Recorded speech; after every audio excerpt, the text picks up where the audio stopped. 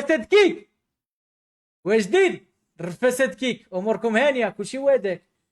الا سمح لي الاخ الدكتور الفاضل مصطفى الهلالي، هذا الموضوع يهم الشباب المغربي، والمعلومه ديالك كتهمنا احنا كشباب، وانت الهدف ديالك هو ايصال المعلومه.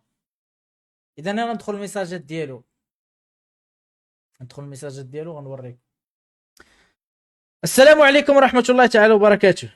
فضيله الشيخ مصطفى الهلالي، ارجو ان تكون بخير. لدي سؤال بخصوص منصه تسمى كيك، وهي تدعم الشباب الذين يقومون ببثوث مباشرة تتعلق بالألعاب وردات الفعل وكل ما هو طبيعي. لكن المشكلة أن هذه المنصة لديها داعم مباشر. داعم مباشر، هادشي اللي قلت أنا. اصبر اصاحبي، اصبر، صبر الحلاوة. ده داعم مباشر. فين هي؟ أنا مثلا لديها داعم مباشر يسمى ستيك، وهي شركة تختص في القمار. مزيان. وهذه الشركة تمول منصة كيك. رغم أن المنصة لا تطلب من أصحاب البثوث الترويج للقمار أو لأي شيء حرام. كتلاقوه بالفعل كيك عمرها جات كتقول لك لا بغيتي تخلص ولا بغيتي لا خصك دير ستيك، ما كتقولش الحمد لله احنا الآن غادي مزيان.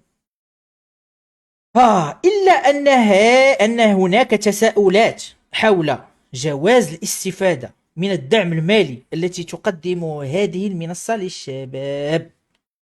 هل هل هل يجوز للشباب الاستفادة من هذه المبالغ مع العلم أنهم لا يروجون للحرام؟ ما كنديرش أنا داكشي، ما كندير. واش ممكن نستافد؟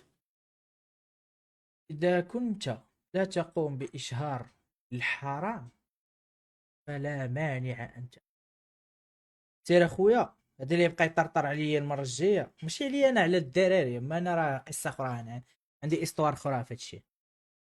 نهار تبغي تطرطر، درتي شميوك فضيله الدكتور الشيخ فلان اجي يهضر معايا، قال لي انا ما بقاش ندوي معاك، ما نجاوبكش. فهمتي؟ ما بقاش نجاوب بنادم. ملي تبغي تحرر الحقيقه سير قلب على الناس اللي كيعرفوا، الناس اللي كيفهموا.